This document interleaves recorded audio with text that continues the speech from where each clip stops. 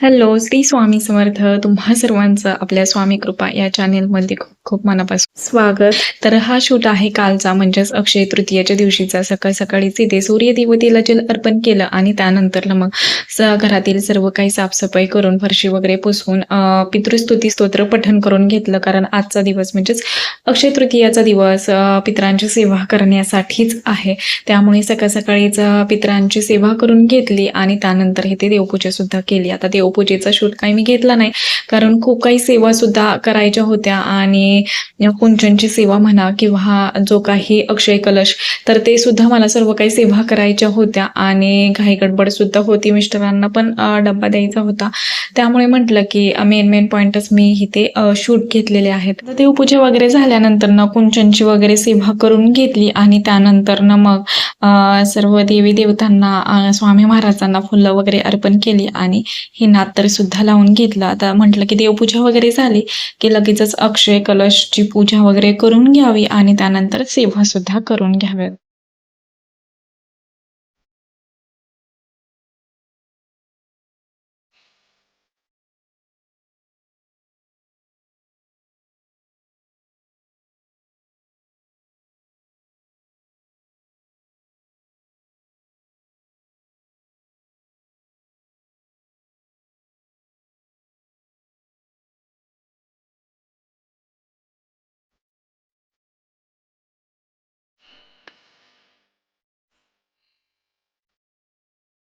तर हळदीचं लेपन देवपूजा करायच्या आधीच मी करून ठेवलेलं होतं. म्हटलं की रांगोळी वगैरे काढून ठेवावी आणि नंतर फक्त उंबऱ्याची वगैरे पूजा करून घ्यावी. तर इथे हळदी कुंकू वगैरे वाहून घेतलं. त्यानंतर तुपाचा दिवा मला दरवाजाच्या तिथं लावायचा होता, तर तो सुद्धा लावून घेतला आणि मुख्य दरवाजा वगैरे सकाळीच उठल्यानंतर स्वच्छ पुसून वगैरे घेतलेला होता आणि फरशी सुद्धा खडं मीठ, गोमूत्र, हळद यांनी सर्व काही पुसून घेतलेलं होतं. कारण आजचा दिवस खरंच माता लक्ष्मी, भगवान विष्णू हे आपल्या घरामध्ये अखंड त्यांचा वास राहावा ह्यासाठी आधी तर म्हटलं घरातील आपल्या दारिद्र्यता जाणं खरंच खूप महत्त्वाचं आहे. नेगेटिव्हिटी जाणं खरंच खूप महत्त्वाचं आहे आणि सर्व काही करून घेतल्यानंतर अक्षय कलश तर त्याची पण म्हटलं पूजा करून घ्यावी सकाळीच आणि त्यानंतर मग सेवा पण मी सकाळीच बऱ्यापैकी उरकल्या होत्या. फक्त जे काही नित्यसेवा होती तर तेच फक्त बाकी होती आणि जी काही पितरांची सेवा म्हणा, म्हणजेच की केळी त्याची पूजा केली जाते किंवा एखादी व्यक्ती म्हणजेच आपल्या पूर्वजांच्या नावे जेव घातली जाते, तर ते गावाकडं सासू सासरे तिकडं घालतात. त्यामुळे म्हटलं की ते पक्ष्यांना फक्त दही भाताचाच मी घास दिला 12च्या आत आणि जी काही सेवा होती तर त्या सर्व काही करून घेतल्या. आता हे सुद्धा करायचं होतं, म्हणजेच की मंगल कलशाची सुद्धा स्थापना करायची होती, पण खूप ठिकाणी मी बघितला नारळ मला काही भेटलाच नाही. म्हटलं की बघू दुसरीकडं बघावं, पण सकाळी तर आधी सर्व काही देवाचंच आवरून घ्यावं म्हणून मी इथे संध्याकाळी मग कलशाची स्थापना केली. म्हटलं की आधीचा पण कलश होता तर तो काय माहिती का पण तो चिरला गेला त्याच्यावरचा नारळ, त्यामुळे ते काढून ठेवलं. कारण चिरलेला नारळ आपल्या कलशावरती ठेवू नये, त्यामुळे तो काढून ठेवला आणि नंतर मग सुतक वगैरे पडलं, ते तसंच राहून गेलं. म्हणजे मंगल कलशाची स्थापना करायची देवघरामध्ये. म्हटलं अक्षय तृतीयाचा खरंच खूप म्हणजे मुहूर्त आहे छान, तर त्याच दिवशी पुन्हा आपण मंगल कलशाची वगैरे स्थापना करावी, पण काही नारळ भेटला नाही. मग म्हटलं संध्याकाळीच सर्व काय आवरून झाल्यानंतर संध्याकाळी दुसरीकडे बघावं आणि मग संध्याकाळीच मंगल कलशाची वगैरे मी स्थापना करून घेतली. तर अक्षय तृतीयाला काही ना काही देवाच्या वस्तू म्हणा किंवा काही ना काही घेणं असं होतच होतं, पण यंदा सुतक देखील पडलं आणि खूप जवळचं, त्यामुळे म्हटलं की काही करायला असं मूडही नव्हता.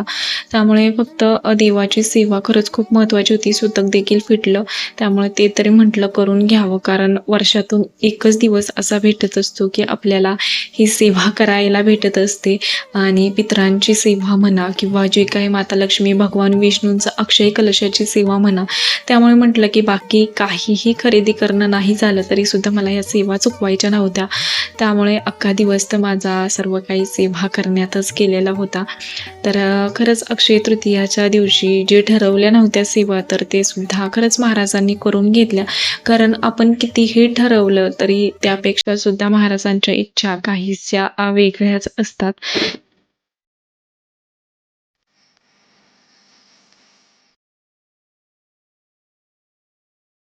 आणि बऱ्यापैकी तर माझ्या सकाळी सर्व काही सेवा वगैरे झालेल्या होत्या. आणि बघा खूप जणांना असा प्रश्न देखील असेल, काहींच्या घरात अक्षय कलशाची पूजा केली जाते, तर काहींच्या घरात नाही केली जात.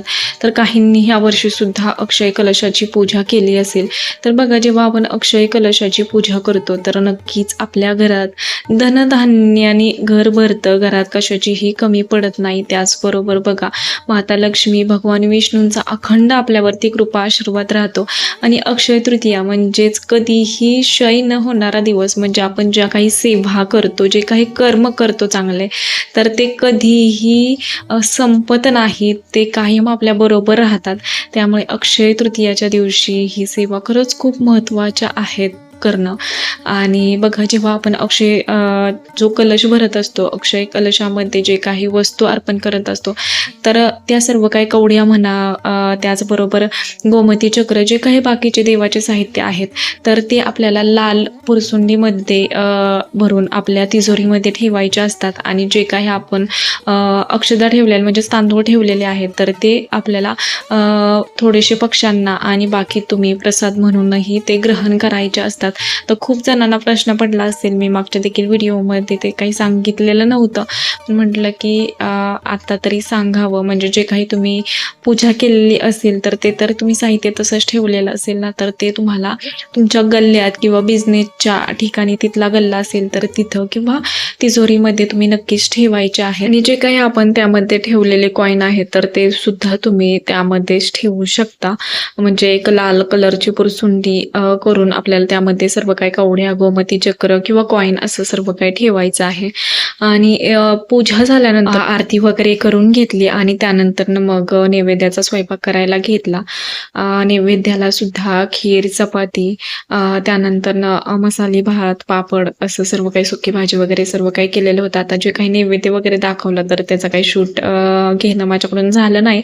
10चं शूट घेतलेला आहे तर तो सायंकाळचा आहे. तर फायनली मला नारळ भेटला आणि संध्याकाळी इथे प्रदोष काळामध्ये म्हटलं मंगल कलशाची देखील स्थापना वगैरे करून घ्यावी.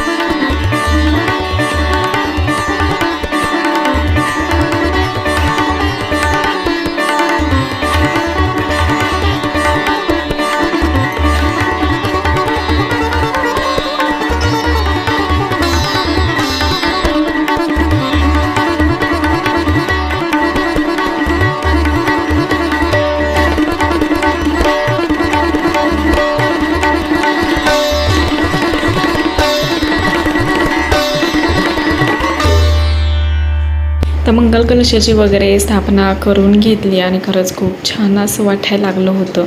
कारण जेव्हा जेव्हा असा मंगल कलश देवपूजा करताना बघते किंवा देवाला दिवा वगैरे लावताना खरंच खूप छान वाटतं. आणि एवढ्या ह्याच्यात नारळ तो चिरला गेल्यामुळे त्यानंतर सुतक आलं, त्यामुळे खूप दिवस असं मंगल कलशाची स्थापना देवघरात नव्हती.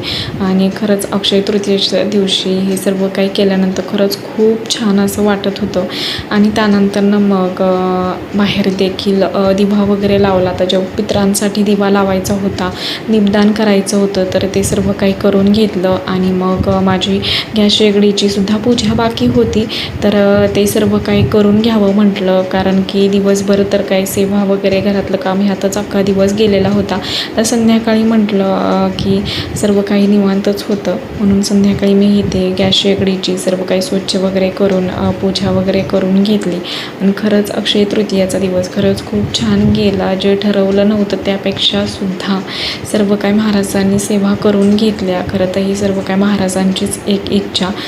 तर आजचा दिवस खरंच खूप छान गेला. चला, आजच्या अशा छानशा व्हिडिओसोबत दिवसाचा एंड असा काहीसा झाला. आजचा व्हिडिओ तुम्हाला कसा वाटला नक्की कमेंट करून सांगा. आपल्या चॅनेलवरती नवीन असाल तर आपल्या चॅनेलला सबस्क्राईब करायलाही विसरू नका. श्री स्वामी